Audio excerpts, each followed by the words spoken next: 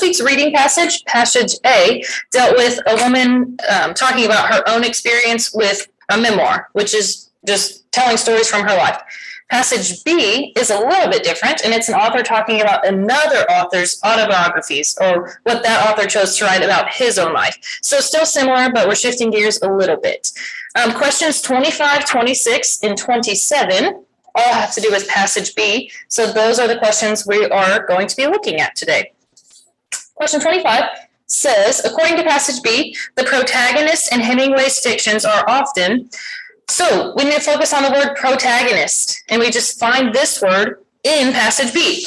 Passage B is a little bit shorter, so I think it's a little bit easier to find these answers. It's also pretty safe to say that the questions will go in order of the reading. So I would look somewhere near the beginning for the word protagonist, okay? And that will help you kind of find your answer here. So if we look in paragraph 1, we can kind of skim. Again, hopefully you've already read it by this point, but you skim and then look for the word protagonist. And then what do they say about the protagonist? Protagonists are often conscious projections and explorations of the self. So you may not have an answer choice that says this exactly word for word, but you want to find something that's similar. Okay, so conscious projections and explorations of the self. So we have some choices here. Projections of Hemingway himself. So this word projections was taken from it. Okay, so it doesn't have the word conscious, and it doesn't have the word explorations, but it still has projections of Hemingway himself. So again, you just want to take the time to look back at the passage, look for this key word. You should be able to skim this and find this pretty quickly. And then you can know to move on. Once we found this in the reading passage, the next question will probably be something below this one. So question 26, based on this passage, the question of accuracy in immovable feasts, so this is the key word we're looking for here, the title of this autobiography, is particularly difficult, so it'll be another key word, because, so we look at our second paragraph, talks about immovable feasts. So again, we just move down, move in order, we found our key word. Okay, it's particularly complex because Hemingway was clearly conscious that it would be his literary testament. So this one you may have to read a little bit more. Okay. Let's see. Thus in writing it, he dealt with issues which had been important to him and settled old scores. Among the reasons which motivated his portrayal of self and others. So this is a key. His portrayal of self and others, or the need to justify himself. So if we look at our answer choices here, use the book to create a particular portrait of himself and his contemporaries. That's good. So it talks about himself and others. Let's just double check our other answer choices.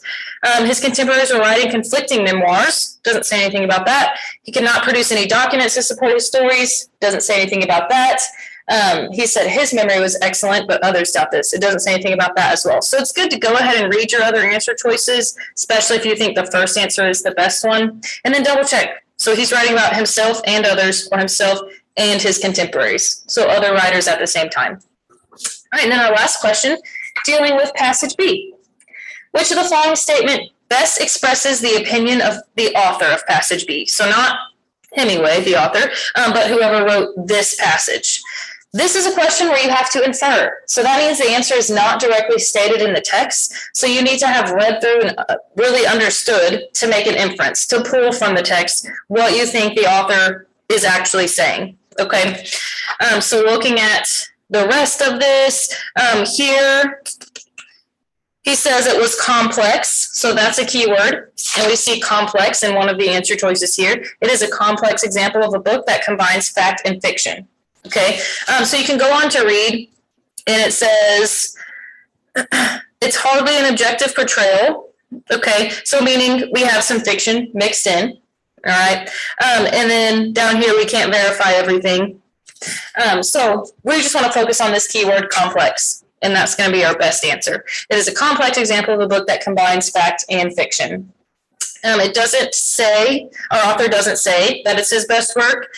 He doesn't say it's an accurate look at a specific time because he admits, hey, there's a lot of inaccuracies that people have found in this book. And he doesn't mention other books from the same time period. So sometimes some answer choices are easier to eliminate than others, and you can go ahead and cross those out. But you just always want to cross-reference. Don't be afraid to look back at the text to make your best guess.